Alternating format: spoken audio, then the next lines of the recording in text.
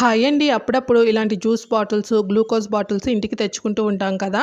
వీటిని అయిపోయిన తర్వాత వేస్ట్‌గా పడేయకుండా ఇంట్లోకి యూజ్ అయ్యేలాగా ఒక మంచి ఐడియా అయితే మీతో షేర్ చేసుకుంటాను. ముందుగా అయితే ఎడ్జెస్ ఉన్న వీటిని అయితే కట్ చేసేసుకోండి. అలానే పైన ఉన్న క్యాప్ కూడాను మనకి యూజ్ అవుతుంది. నెక్స్ట్ వీడియోస్‌లో మీతో షేర్ చేసుకుంటాను అండి. ముందుగా ఇదంతా కట్ చేసేసుకొని బాటిల్‌ని నీట్‌గా వాటర్‌తో క్లీన్ చేసేసేసుకోండి. మనకి లోపల సిల్వర్ కవర్ అయితే ఉంటుందండి. ఇది ఉండడం వల్ల అసలు వాటర్ అనేది కొంచెం కూడాను లీక్ అవ్వకుండా స్ట్రాంగ్‌గా ఉంటుంది. ఇప్పుడు ఓల్డ్ లెగిన్ ప్యాంట్ ఒకటి తీసుకోండి. లెగ్గింగ్ అనేది చక్కగా సాగుతూ ఫ్లెక్సిబుల్‌గా ఉంటుంది కాబట్టి ఈ బాటిల్‌ని ఇలా లెగిన్‌లో పెట్టేసేసుకొని బాటిల్ లెంత్‌ని బట్టి అయితే లెగిన్ కట్ చేసుకోండి. కింద ఒక ఇంచు గ్యాప్ ఉంచేసేసి కట్ చేసేసుకోండి అండి.